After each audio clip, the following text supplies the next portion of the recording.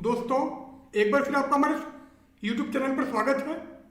Last lecture में हमने परवलयिक विभव में कण की गति और सरल आवर्त गति के बारे में विस्तार पूर्वक चर्चा की थी। आज हम सरल आवर्त गति से संबद्ध गतिक राशियों के बारे में चर्चा करेंगे। तो जब भी कण की गति सरल आवर्त गति होती है तो उससे संबंधित कुछ गतिक राशियां हैं। वो गतिक राशियां कौन कौन सी होंगी उसके बारे में विस्तार पूर्वक चर्चा हम यहां पर करेंगे। So let's start. Dynamical quantities associated with simple harmonic motion या सरल आवर्त गति से संबद्ध गतिक राशियां।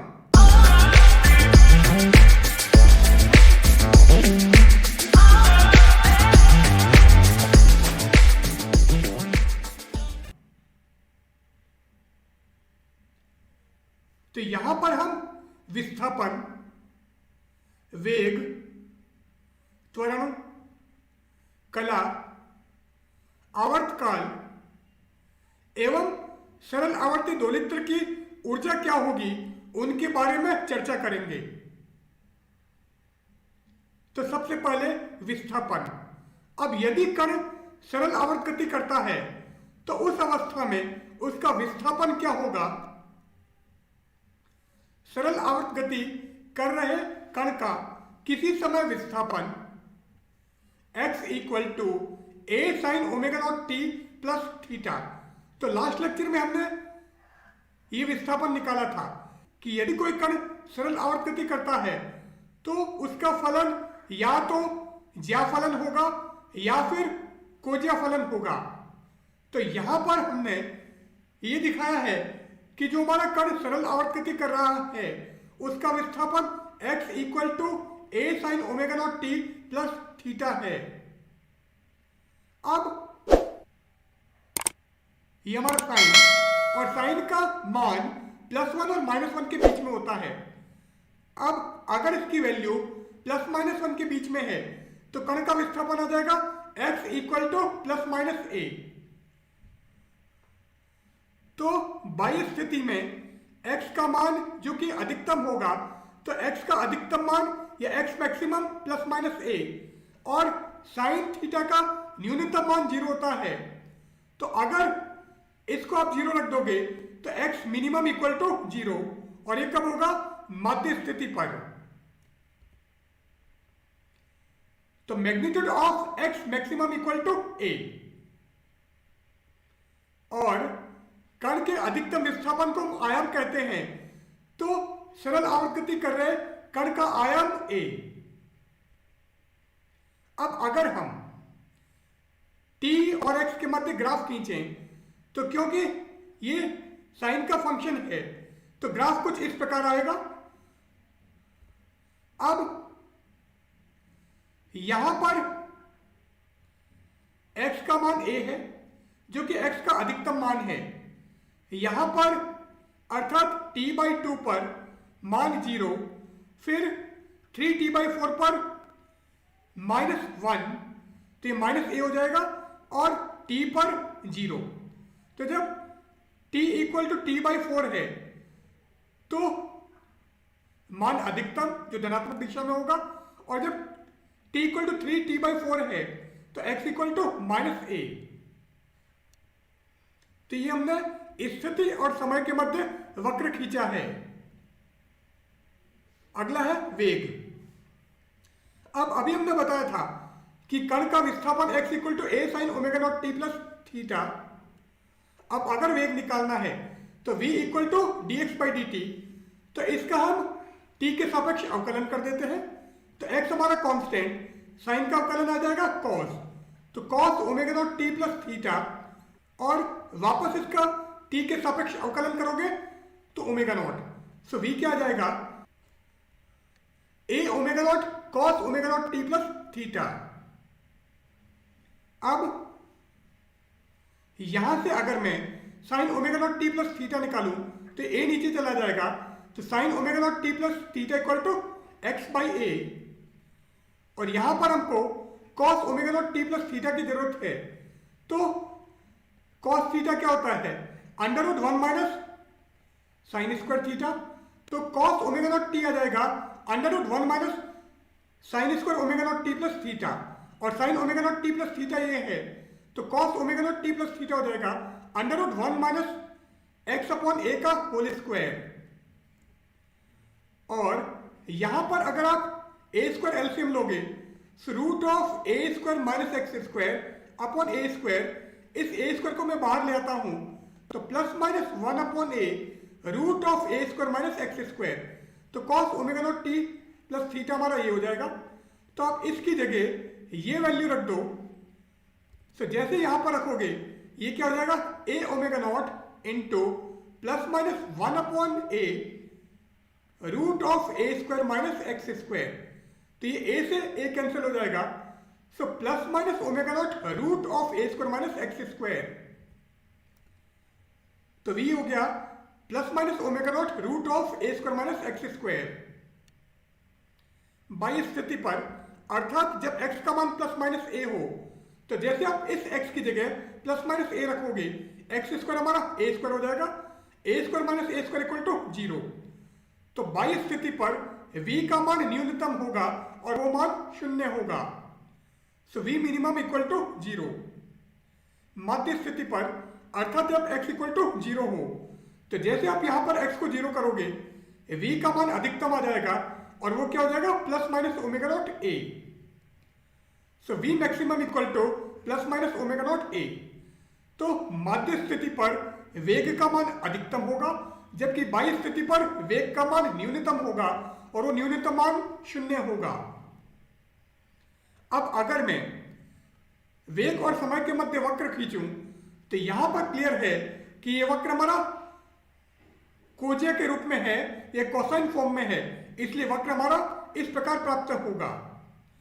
तो जब omega not T plus theta equal to 0 है, तो ये वैल्यू हमारी 1 हो जाएगी, तो v क्या जाएगा, ए ओमेगा नॉट। तो जब ये हमारा 0 है तो ए ओमेगा नॉट, और जैसे omega not T plus theta equal to pi by 2 आएगा, और वो कब आएगा, जब t का मान t बाई 4 हो, तो cos पाई बाई 2 की वैल्यू होती है 0, तो जैसे ही 0 हो गया v का मान 0 हो जाएगा, तो v यहां पर 0। तो इस प्रकार वक्र हमें प्राप्त होगा। अब v हमारा ये है, बाई स्थिति पर x equal to plus minus A है, तो v हमारा 0, और मध्य स्थिति पर x इक्वल टू 0, इसलिए हमने कहा था v का मान plus minus A omega not होगा। अब अगर मैं स्थिति और वेग के मध्य वक्र खींचूं, तो जब x 0 है, v का मान ए ओमेगा नॉट और माइनस ए ओमेगा नॉट, तो यहां पर x हमारा 0, v का मान ओमेगा नॉट ए भी होगा और माइनस ओमेगा नॉट ए भी होगा। तो इसलिए इस पॉइंट के कोऑर्डिनेट 0 ओमेगा नॉट ए और इस पॉइंट के coordinate 0 minus omega not a, और जब x हमारा a या माइनस ए है, तो v इक्वल टू 0। तो यहां पर x इक्वल टू ए और v हमारा 0, यहां पर x इक्वल टू माइनस ए और v इक्वल टू 0। तो इस प्रकार हमें वक्र प्राप्त होगा। और जब ओमेगा नॉट हमारा 1 हो, जो कि इस केस में है, तो ये वक्र हमको एक वृत्त के रूप में प्राप्त होगा। इसके अलावा ओमेगा नॉट की वैल्यू चाहे ग्रेटर देन 1 हो या लेस देन 1 हो, हमको जो वक्र मिलेगा वो इलिप्स की फॉर्म में या दीर्घवृत्त के रूप में प्राप्त होगा। तो एक दीर्घवृत्त हमने ये दर्शाया है और दूसरा दीर्घवृत्त हमने ये वाला दर्शाया है।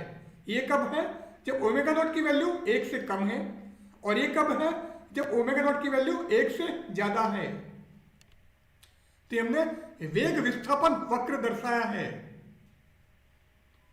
अगली गतिक राशि है त्वरण। अब वेग हमारा ये है, अगर मैं वेग का समय के सापेक्ष अवकलन करूं तो मेरे को त्वरण प्राप्त होगा। त्वरण को वैसे तो a से रिप्रेजेंट करते हैं, पर यहां पर a हमने आयाम के लिए प्रयोग में लिया है, इसलिए त्वरण में f से रिप्रेजेंट करूंगा।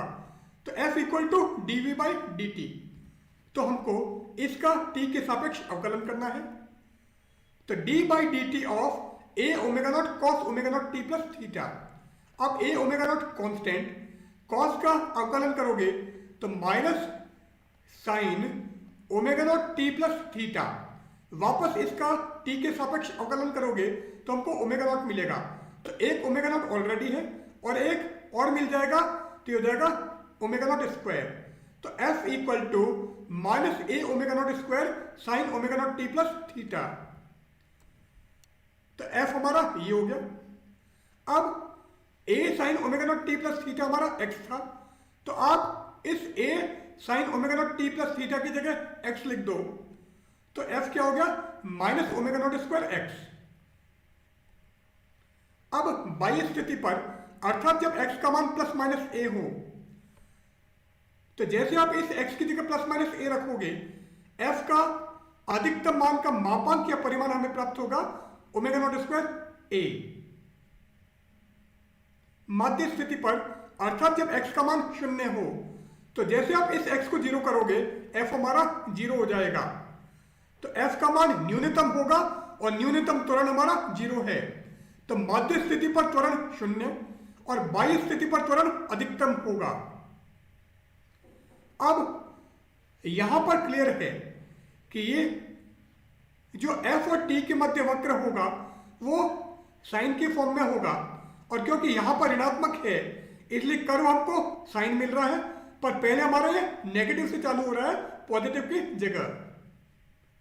तो हमारा त्वरण और समय के मध्य वक्र है, और अगर मैं f और x के मध्य वक्र खींचूं या त्वरण एवं विस्थापन के मध्य वक्र खींचूं, तो f हमारा माइनस ओमेगा नॉट स्क्वायर ए है।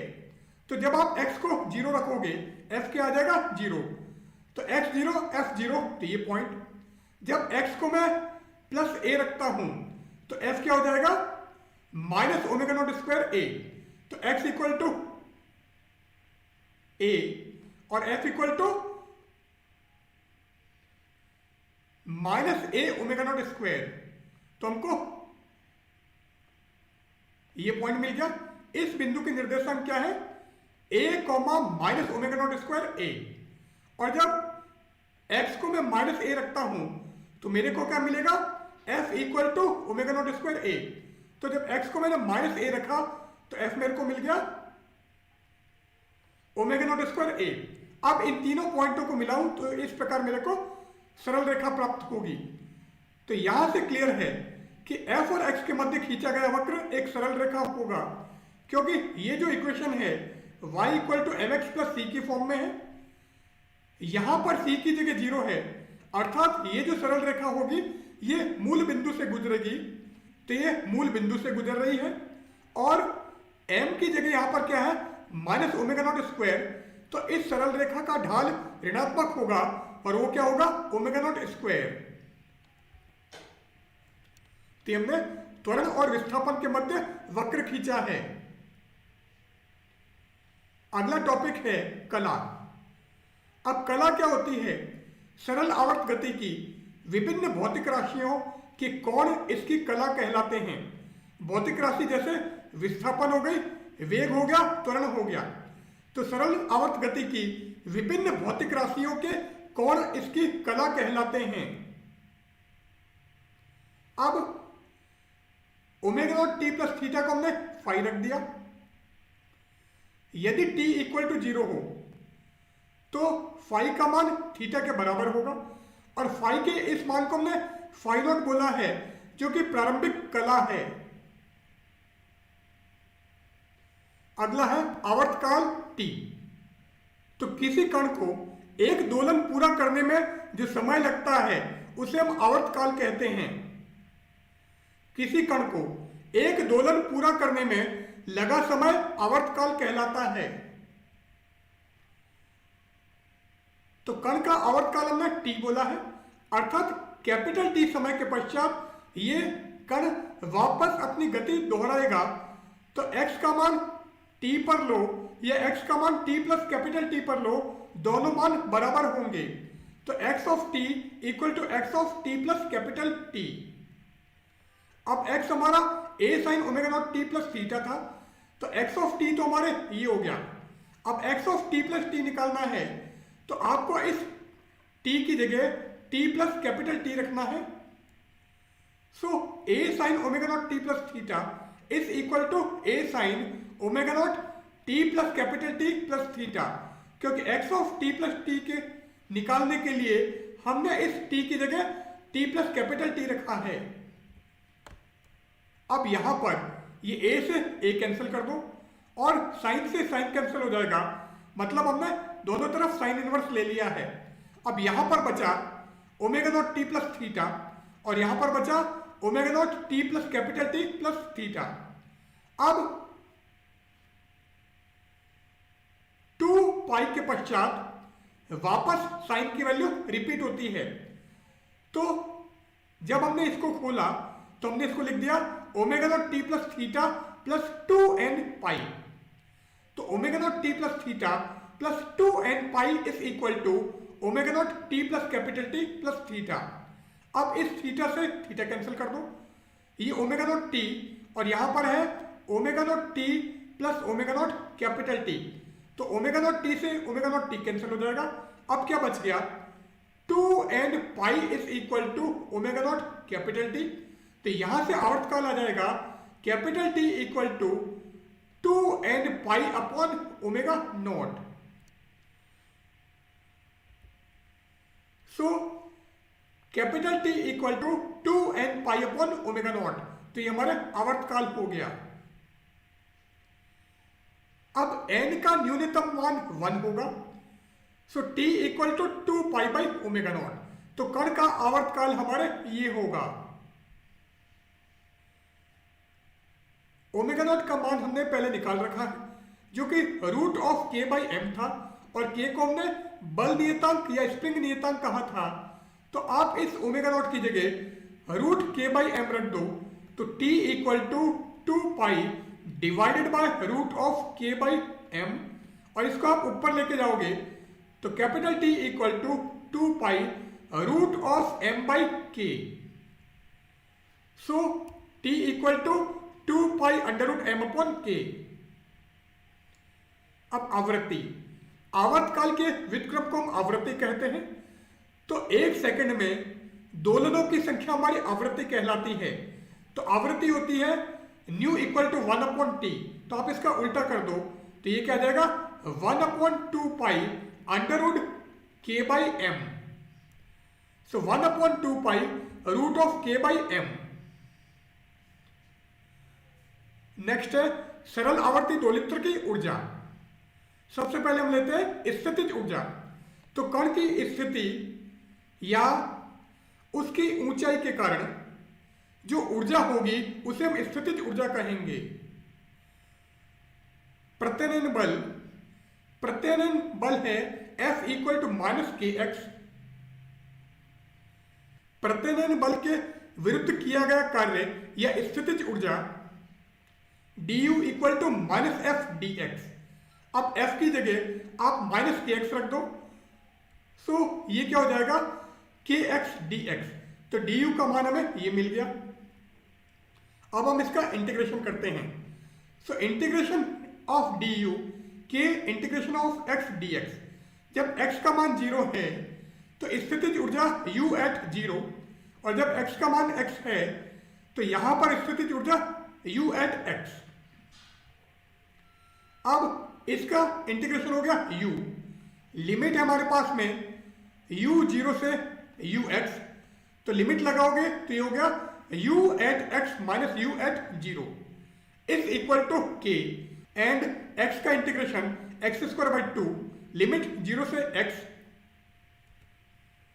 और जैसे आप ये लिमिट रखोगे तो k बाई 2 तो हमने बाहर ले लिया, पहले x की जगह x फिर x की जगह 0, तो ये हो गया हाफ के एक्स स्क्वायर।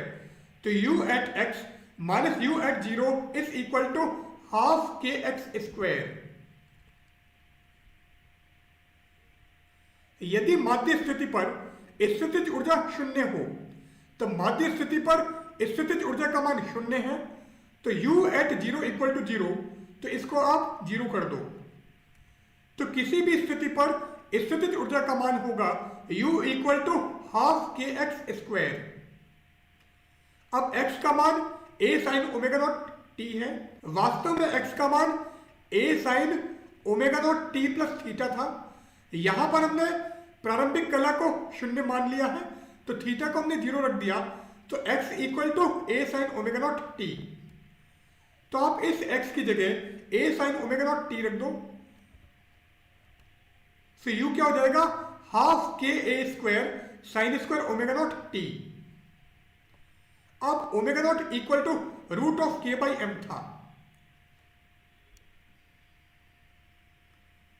सो आप क्या करोगे, इस k की वैल्यू रखना चाहते हैं, तो जैसे हम इसको स्क्वायर करेंगे, omega not square equal to k by m या k equal to m omega not square.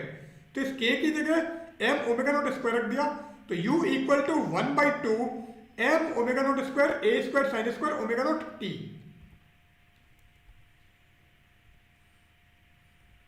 अब अगर मैं स्थितिज ऊर्जा और विस्थापन के मध्य वक्र खींचूं, तो मध्य स्थिति पर अर्थात जब x का मान 0 है, u हमारा ये है, तो जैसे आप x को 0 करोगे u हमारा 0 हो जाएगा। अब x की जगह अगर मैं a रखूं, तो u क्या हो जाएगा, हाफ के a स्क्वायर, तो u हाफ के a स्क्वायर। और x की जगह अगर मैं माइनस a रखूं तो भी हाफ के a स्क्वायर, तो हाफ के a स्क्वायर। तो वक्र कुछ इस प्रकार प्राप्त होगा।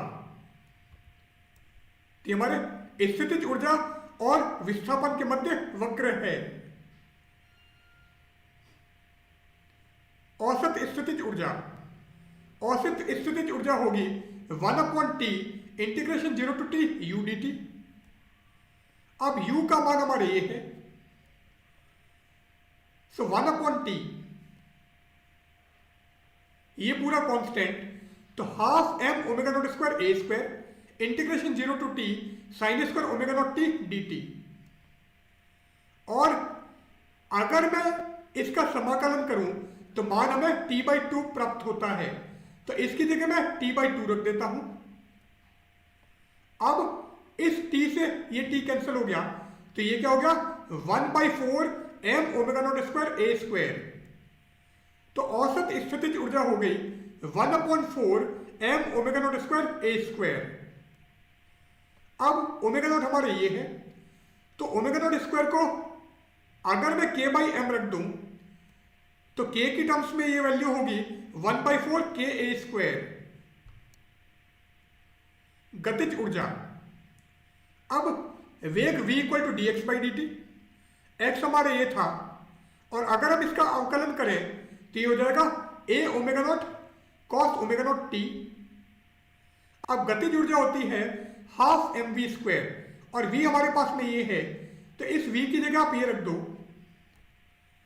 तो half m a square omega not square cos square omega not t। v और x में ये रिलेशन है, तो आप इस v की जगह अगर ये रखोगे तो v स्क्वायर क्या हो जाएगा, omega not square a square minus X square.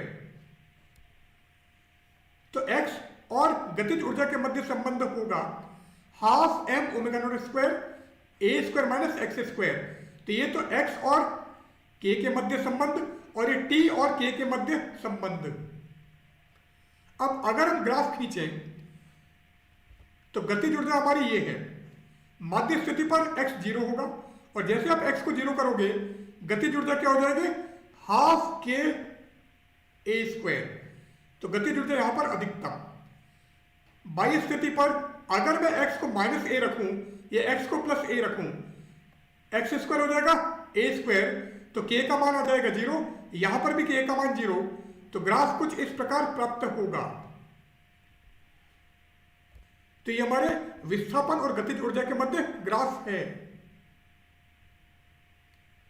औसत गतिज ऊर्जा, औसत गतिज ऊर्जा 1/t integration 0 to t k dt, और k का मान हमने ये निकाला है, तो आप इस k की जगह ये वैल्यू यहां पर रख दो, सो 1/t half m omega not square a square integration 0 to t cos square omega not t dt। अब इसका मान भी t/2, तो चाहे साइन स्क्वायर लो या कॉस स्क्वायर लो, वैल्यू हमारे t/2 ही होती है। सी ये हो गया 1/t 1/2 m omega not square a square into t/2। अब t से t कैंसिल हो गया, so 1/4 M omega not square A square. और अगर स्प्रिंग नियतांक की टर्म्स में लोगे तो ओमेगा नॉट हमारे पास में ये है।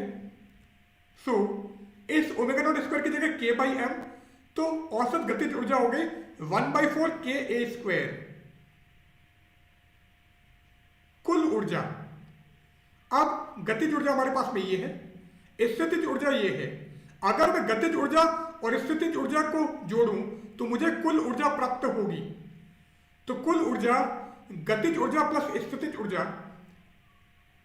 अब जैसे आप इसको खोलोगे यहां से आपको मिलेगा 1/2 M omega not square A square minus 1/2 M omega not square X square. तो ये प्लस का 1/2 M omega not square X square और ये माइनस का 1/2 M omega not square X square. तो ये क्या बचा 1/2 M omega not square A square. यहां पर न तो x है और न ही t है, अर्थात कुल ऊर्जा का मान सदैव नियत रहेगा। और k की टर्म्स में लोगे तो E इक्वल टू 1/2 के ए स्क्वायर। अतः सरल आवर्ती दोलित्र की कुल ऊर्जा दोलित्र की स्थिति पर निर्भर नहीं करती है। तो न तो x पर डिपेंड करेगी और न ही t पर डिपेंड करेगी, तथा यह सदैव नियत रहती है। तो कुल ऊर्जा का मान सदैव नियत रहेगा, जो कि 1/2 के ए स्क्वायर या फिर 1/2 M omega not square A square होगा। अब यहां पर हमने समय और गतिज ऊर्जा या स्थितिज ऊर्जा के मध्य वक्र खींचा है। ये जो वक्र है ये हमारा स्थितिज ऊर्जा के लिए, और ये वाला जो वक्र है ये हमारा गतिज ऊर्जा के लिए है, क्योंकि गतिज ऊर्जा के लिए कॉस स्क्वायर आ रहा था और स्थितिज ऊर्जा के लिए हमारे पास में साइन स्क्वायर वाला फंक्शन था। अब स्थितिज ऊर्जा होती है हाफ के एक्स स्क्वायर। तो ग्राफ हमारा ये गतिज ऊर्जा है 1/2 के इंटू ए स्क्वायर माइनस एक्स स्क्वायर, जिसका वक्र हमने पहले भी खींचा था। तो गतिज ऊर्जा के लिए वक्र। अब अगर मैं दोनों को जोड़ूं तो मान क्या होगा हाफ के ए स्क्वायर। तो x का मान चाहे कुछ भी हो, कुल ऊर्जा सदैव नियत रहेगी। तो ये कुल ऊर्जा के लिए वक्र है। तो यहां पर हम आज का ये हमारा टॉपिक समाप्त करते हैं। आज हमने सरल आवर्त गति से संबद्ध कुछ गतिक राशियों के बारे में चर्चा की है। So good bye.